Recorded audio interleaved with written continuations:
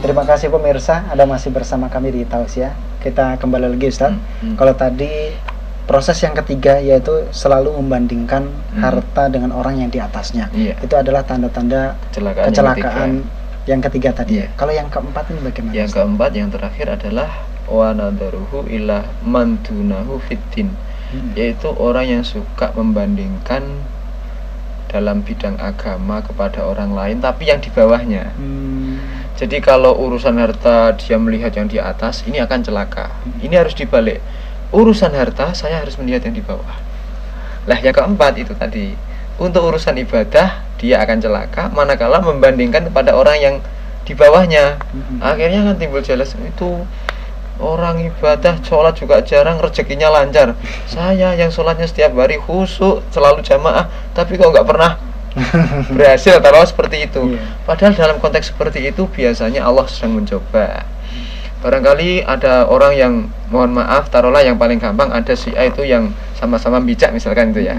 Dia narik becak dengan tidak sholat, kemudian dia dapat uang, taruhlah satu hari 20.000 misalkan. Ini saya pakai waktu untuk sholat, akhirnya saya tidak dapat 20.000, cuma dapat 15 ataupun 10.000. Mendingan nggak sholat saja lah biar dapat tempat penumpang yang banyak. Kita nggak tahu bahwa uang 20.000 tanpa sholat, ini nilai berkahnya tidak sama walaupun dengan 15.000, tapi dengan sholat gitu ya. Ya barangkali dapat 20.000 karena tidak berkah, ya nggak sampai rumah, nggak sampai istri, paling buat main atau kadang-kadang beli nomor. Itu kan nggak berkah kan, walaupun dapat banyak. Tapi walaupun dapat 15.000 ataupun 10.000, karena ini tekun beribadah, ya insya Allah walaupun dapat 15.000, yang 5.000 saya buat beli beras untuk makan misalkan, yang lainnya untuk lauk, untuk dan sebagainya, itu kan masih ada bekas untuk yang positifnya itu loh. Jadi kalau urusan agama kita melihat yang di bawah, itu akan celaka juga. Mestinya yang beruntung, urusan agama lihatlah yang di atas. Kenapa si A itu kok khusyuk, rajin ibadah, kenapa saya tidak, kan itu. Padahal sholat itu adalah mengajar kita untuk bersih, baik bersih tempat sholat, bersih pakaian, bersih badan, bersih pikiran, bersih rohani.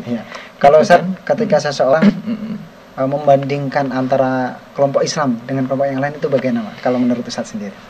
Itu kalau memang kalau tadi membandingkan antara orang yang di bawahnya ya dalam bidang agama. Tetapi kalau seumpama membandingkan kelompok Islam antara yang satu dengan yang lain, itu bagaimana? Itu masalah aliran, masalah paham, kita nggak bisa menjustifikasi. Jadi memang ya firqah-firqah dalam Islam itu kan juga banyak, itu kan masing-masing punya konteks sendiri. Tapi sendiri, ya? Dalam konteks pluralistiknya dalam ajaran agama yang sifatnya general itu tetap sama. Jadi rukun iman, rukun Islam, walaupun ada sempalan tertentu yang ada yang menambah misalkan dari sisi hal yang lainnya, tapi konsep yang berapa kan dari Quran hadis itu kan sama. Tujuannya sama ya, kepada betul, Allah. Ya Ustaz, tadi banyak sekali keempat dari tanda-tanda orang yang celaka di akhir nanti. Dari bahasan ini juga tadi juga sudah disebutkan ada sebuah hadis. Mungkin ada yang ingin disampaikan kepada pemirsa dari pesan-pesan tersendiri dari Tausiah hari ini, Ustaz. Oke, terima kasih. Jadi mari kita dalam meniti hidup dan karir ini kita tetap pada rel yang ada, yang diajarkan oleh Rasulullah, bersumber dari Al-Quran, hadis dan sebagainya itu. Ya untuk tanda-tanda yang seperti tadi itu, suka melupakan dosa, mengingat jasa baik, membandingkan harta dengan orang yang di atas, membandingkan bidang agama kepada yang di bawahnya, ini adalah hal yang tidak baik. Sebetulnya Allah itu kasihan melihat orang yang melakukan seperti ini. Cuma orang ini tidak mau tahu dengan Allah. Sebetulnya Allah juga kasihan, sudah memperhatikan. Iya, cuma orang ini tidak mau care, tidak mau perhatian sama Allah.